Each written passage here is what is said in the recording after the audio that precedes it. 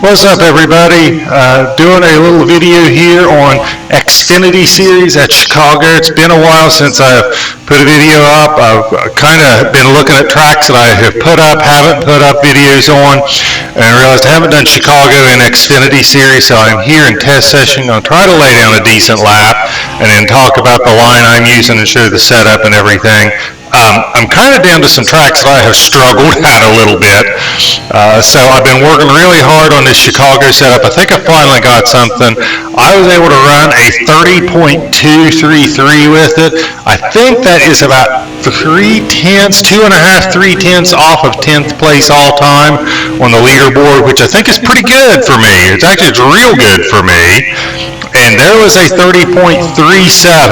That's probably as good as I'm going to get here, because I usually try to get within about a tenth of what my best all time is, and that's right there. Let's see what this one looks like. But if it isn't as good or better, I'm not going to be too upset with running a 30.3 on video here. I think I just killed that lap by clipping the apron there.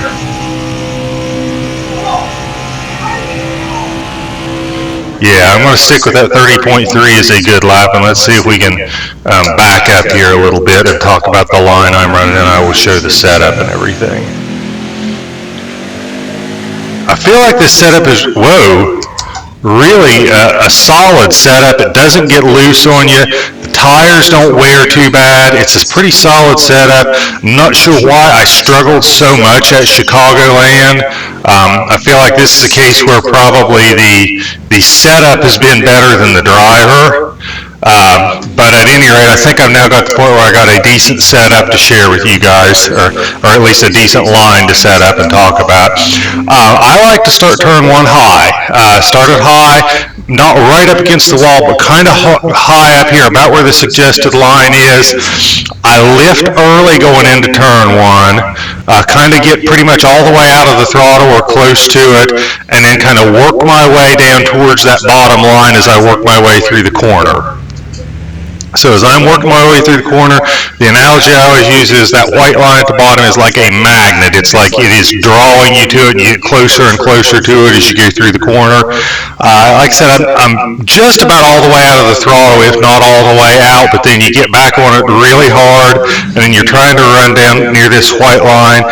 I'm not real concerned at Chicagoland about maintaining a real low exit. It's just wherever the car is comfortable. As long as you're down here around the suggested line, a lot of places I always preach try to stay clear below it, but it seems like for whatever reason, Chicagoland staying all the way down here just scrubs off a lot of speed. You kind of got to let the car drift out a little more around the suggested line. Then as you go down the back stretch, again, it's a straightaway. Not a lot to say about it, but I will tell you, you need to enter turn 3 early. Turn 3 starts really early. You can see that there is a green traffic light here. This is the start of turn 3. When you are here, what's happening is you need to be coming off the wall here, and you need to be clear out here by the wall, and you need to have the car start moving off the wall here. Turn 3, you're not going to get out of the throttle very much. You're just going to lift slightly. You're not even going to be all the way out of the throttle. And this white line is usually about where I wind up lifting, it seems like. Seems like I'm turning the car into the corner, but I don't lift to about that white line, barely lift, then get hard back on the gas, and then I am clear down here near the white line, all the way around here, and then I let it drift out a little bit on exit. I don't get real concerned about trying to stay real tight down here. I'll let it drift out near this suggested line and kind of take advantage of there's enough banking here, you get a little bit of a downhill run, and then I am going to get down, clear down on the apron, and take the start-finish line clear down here on the apron, okay? Now, I want to say a couple things here in full disclosure before we talk about the setup is I did this in test session, obviously with no draft or anything, but I did do what I call hot lapping it. I got to where I would run it to where you're getting down to where you got less than half a tank of fuel left, and then you go in and you get 4 tires in pit road and don't take any fuel, and then you can only run a few laps, but with fresh tires and not a heavy fuel load, you can usually pick up a tenth or so on your lap time. So I did do that to get to the 30.2. I want to make sure I disclose that to everybody. I'm not trying to put a setup out there and say it can do something when it can't, and that is the trick I use to get to a 30.2. But still, that is with no draft, and you can test out yourself. I think you're going to find it's a pretty solid setup, and you're pretty happy with it. And speaking of the setup, let's actually go look at the setup.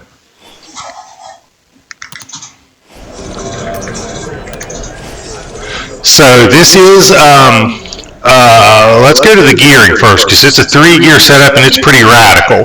Okay, so that gearing I am running in 3rd gear all the way down to a 0.6, but then my rear end ratio is a 5.29.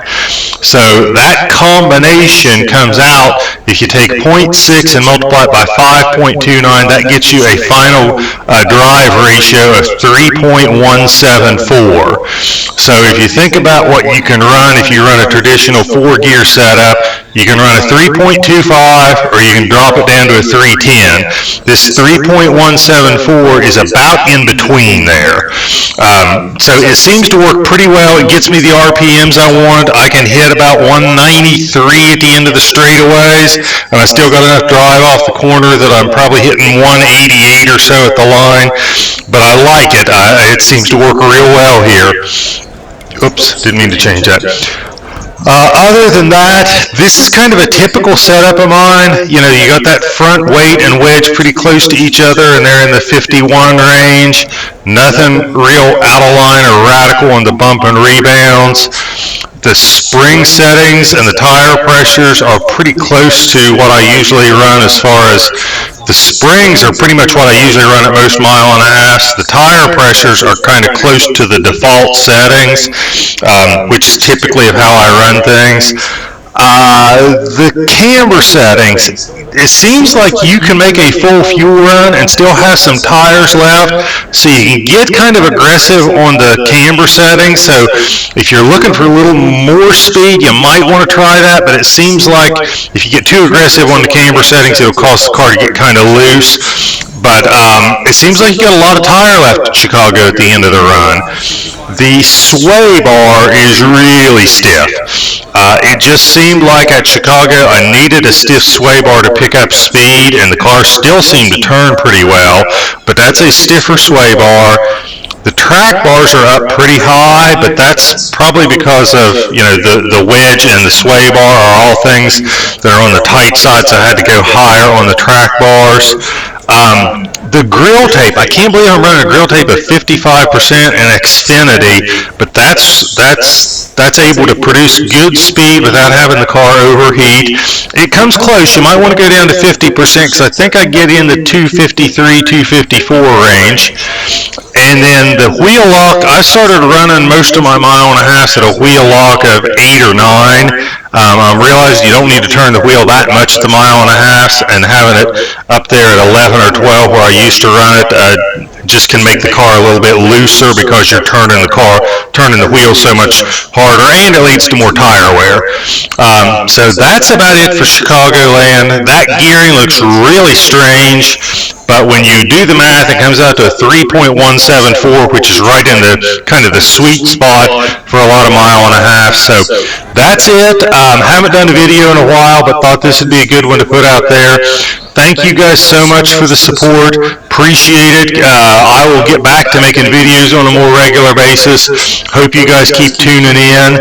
And with that, I'll tell you guys have a great night, and let me know what you think of this setup when you try it out.